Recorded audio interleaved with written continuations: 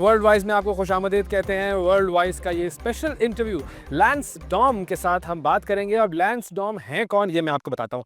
Deputy British high commissioner इन कराची, और इस वक्त मैं मौजूद हूँ ब्रिटिश हाई कमीशन कराची में। लैंस डॉम पाकिस्तान तशरीफ़ लाए हैं और अभी चंद ही दिन पहले उन्होंने यहाँ पर अपनी जिम्मेदारियों का आगाज़ किया है। तो आज उनसे हम एक ख़ास मुलाकात करेंगे और इस ख़ास मुलाकात में बातें बहुत सारी होनी है। बातें होंगी क्रिकेट के हवाले से, क्योंकि इंग्लैंड की टीम के साथ भी वही कुछ हुआ है जो हमारी टीम के साथ हुआ है। वो टीम बहुत बेहतर है, लेकिन हुआ वही है जो हमारी टीम के साथ हुआ है। तो क्रिकेट पर बात करेंगे, उनके कुछ माजी के असाइनमेंट्स पर बात करेंगे, पाकिस्तान में उनके क्या प्लान्स हैं, और चूंकि वो ट्रेड का शोबा भी देखते हैं तो ट्रेड के हवाले से भी बात होगी कि पाकिस्तान और बरतानिया के दरमियान किस तरीके से ट्रेड को बढ़ाया जा सकता है और पाकिस्तानियों के लिए क्या अपॉर्चुनिटीज़ हैं, यहाँ के स्टूडेंट्स के लिए क्या अपॉर्चुनिटीज़ हैं, यहाँ के बिजनेस पर्सनैलिटीज़ के लिए क्या अपॉर्चुनिटीज़ हैं। तो लैंस डॉम से मुलाकात करने के लिए चलते हैं और ये खूबसूरत सा एक हिस्टोरिकल सा ये घर है, इसमें हम इनसे मुलाकात करेंगे। आइए मेरे साथ। Good morning.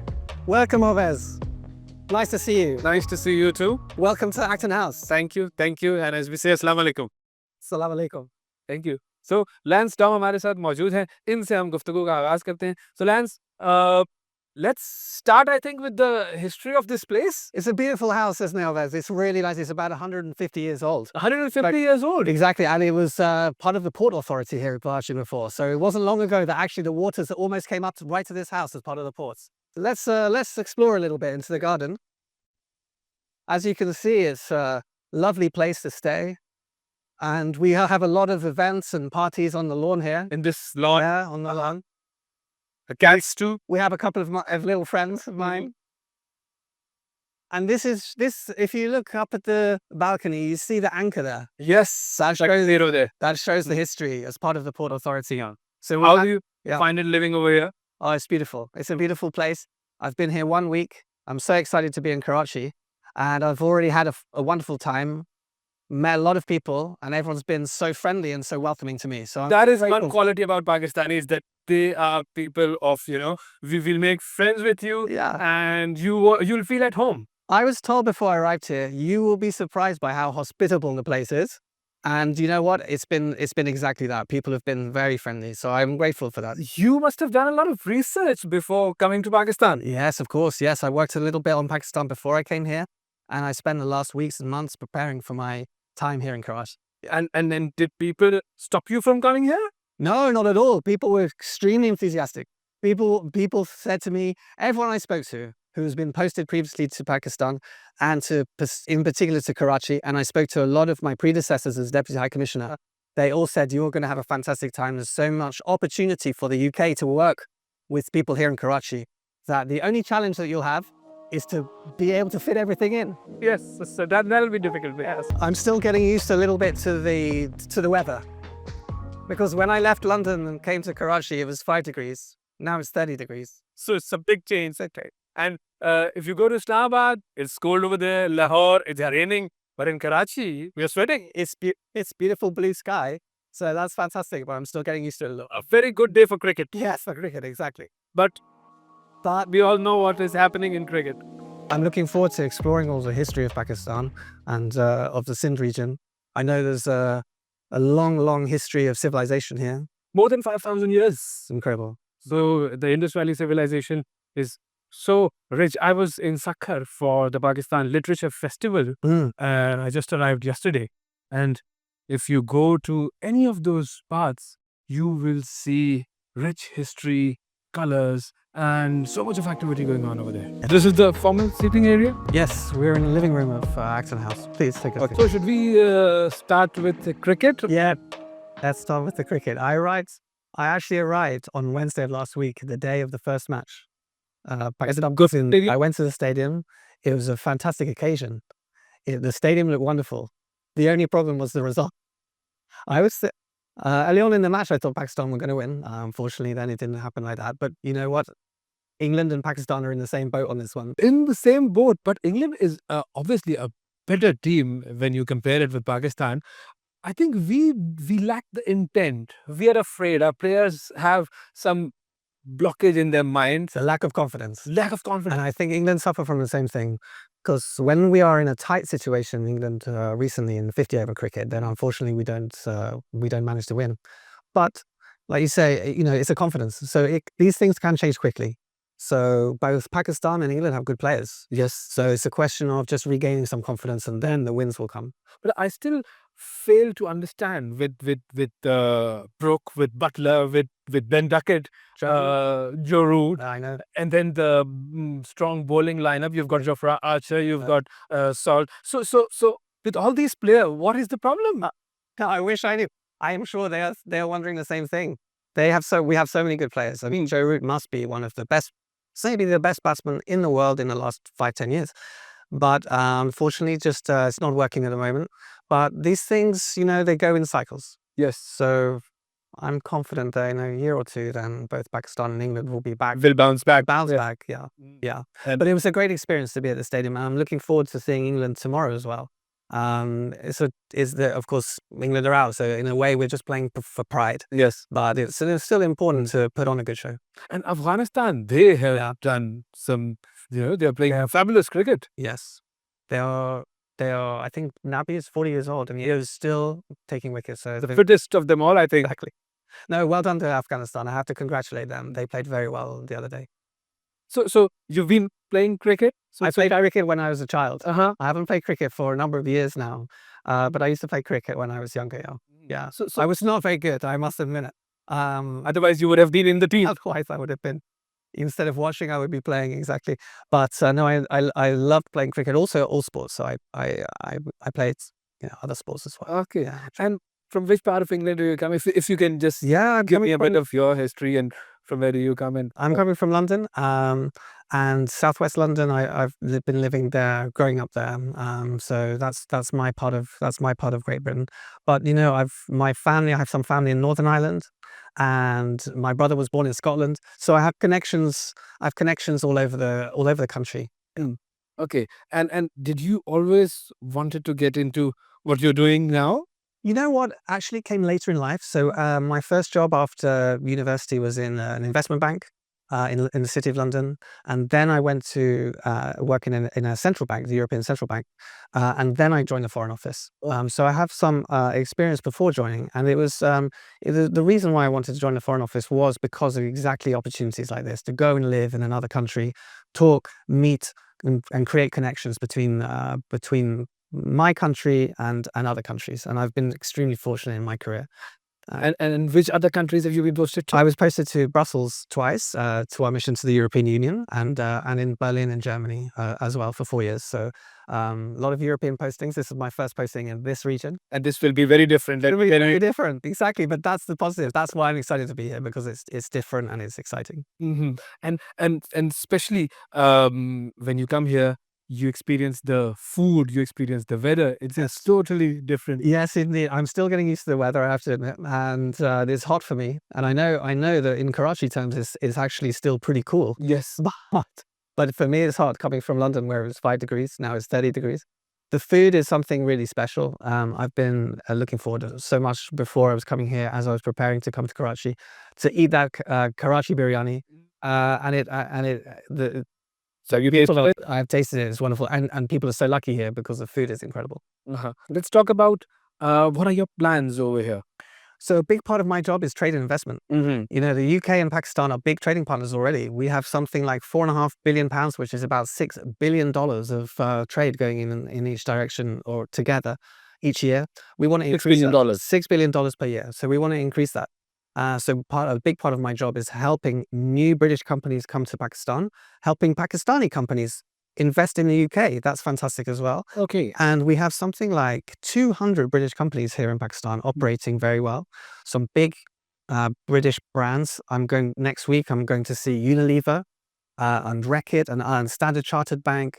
And all of these more than 200 British companies operating in Pakistan are contributing, I think, really positively to creating jobs here, creating wealth, creating skills. So trade investment is something that is a big focus. Okay, so let's talk about the opportunities that Pakistani traders and Pakistani businessmen have when they plan to invest in the UK and trade with UK. What opportunities do they have?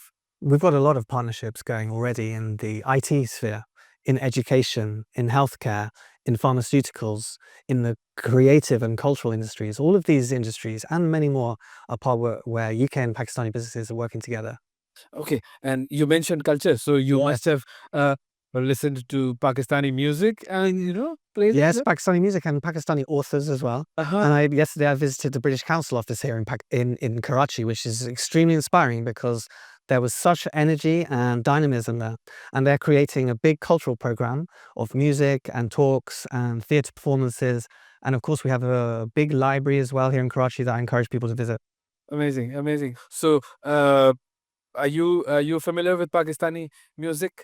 Pakistani music is not an expert, Okay. but that's why I'm here, to learn and to explore and to understand everything about Karachi and Pakistan. So, Some really good singers when it comes to pop music. yes, The Qawwali is obviously most famous yeah, all around the world yes. with the Nusrat Fateh Ali's and the Rahat Fateh Ali's. So you must listen to all these. Well, thank you for And that. it will be a treat for you. Yes, no, thank you for the recommendation. You know, music is part of the program as also of the British Council, and there's so much exchange, right?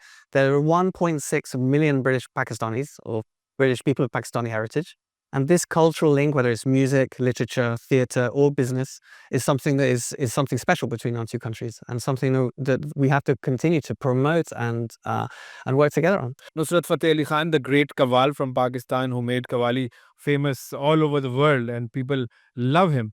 And recently there was this album discovered in the UK, the Lost Album. That's right, Chain of Light, Yes. the album that was found in England from Nusrat the Great, all of his fans all over the world, and now have this new album thanks to the British Council, who managed to bring it to Pakistan and launch it here in Pakistan. And you must listen to it. That's for sure. Culture is something very important when it comes to strengthening ties between countries. For sure. I mean, that we just talked about cricket. I mean, this passion that both of our countries have for cricket, that is also a connection that we have as well. So it's sport, it's culture, it's business, it's human ties, it's people-to-people links, it's travel. You know, there are a lot of connections between the UK and Pakistan, probably more between UK and Pakistan than between many other countries in the world. Yes, yes. And there are so many people who visit UK very often. Obviously, not much movement from that part of the world to our country, but people from Pakistan, they have got strong connections over there. And there are so many Pakistanis living there. So the relationship is very strong. Very strong. You know, there are big communities of British Pakistanis that I'm hoping to visit when I go back to the UK. As part of my work back in the UK, I'll be meeting a lot of those people, encouraging exactly what we've been talking about, the cultural links and those business links, because a lot of British Pakistanis also have businesses here in Pakistan. If a business person or a trader who wants to start um, some business in the UK, or he wants to just begin trading with the UK, what should that person do? They can come and talk to us at the British Deputy High Commission here in Karachi, and we can support the investment into the UK. We have a team of people in my office who can work with Pakistani investors who want to, and we've done it already many times. We have some excellent Pakistani businesses who have opened in the UK through the support of our Deputy High Commission here in Karachi. So please come and talk to us. And the work that we do is also working closely with the Department of Business and Trade in the UK, and they have a big team that is supporting investment into the UK. So we liaise with them back in the UK, and we have my predecessor, in fact, who's based now in Dubai as a regional trade commissioner, and she knows Pakistan inside out. She was here in Karachi for a couple of years, so she is now responsible for the entire region. I was talking to her very regularly. Okay, and it's an easy process, a fairly easy. Yes, absolutely. We can. The business environment in the UK is really good. It's one of the top business destinations in the UK, as you know. So for companies and for people to invest in the UK is very straightforward. Part of my work, in fact, is to try and help and work with the Pakistani authorities also to improve the business environment here for the British companies who are already present and the British companies who want to join and work in Pakistan. Okay, and is there a lot of interest in the UK companies to come in Pakistan? Absolutely, yes. We have lots of British companies who are already here, who want to expand, and we have lots of British companies who are wanting to come into Pakistan. Of course, they need a good business environment, lots of predictable working area taxes and other rules and regulations, which are very important.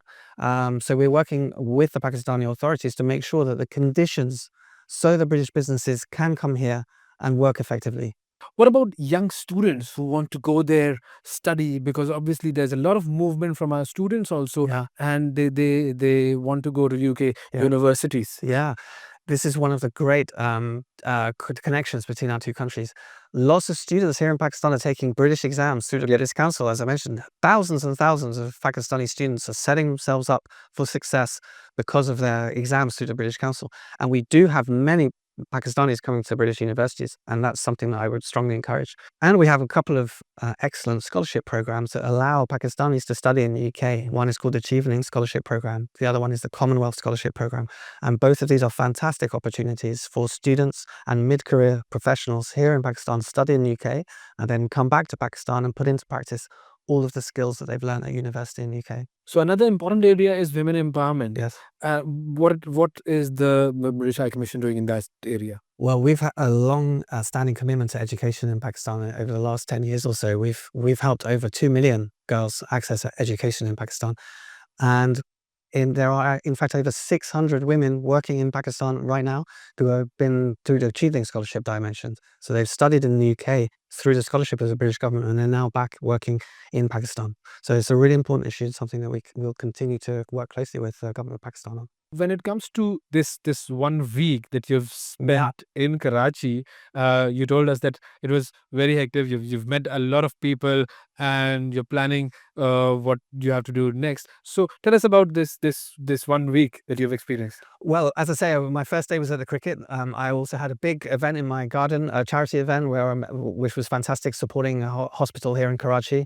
I've been already talking to all of my team. I'm going to see the Chief Minister and the Governor next week, which I'm very much looking forward to meet them, to talk to them about all of the opportunities that there are between the UK and Pakistan to work on here in Karachi. The list is endless. We've talked already about trade investment. We talked already about culture. There are other things as well which are really important for the UK and Pakistan. Climate, nature. Yes, very important. Very important for the whole globe, but particularly. And we are suffering a lot. Exactly. So there are absolutely good cooperation that we can do on that topic as well. Finally, Lance, what would your message be to the people of Pakistan who have welcomed you so warmly? I just want to say thank you to the people of Pakistan who have, as you say, given me all of these warm wishes since my arrival.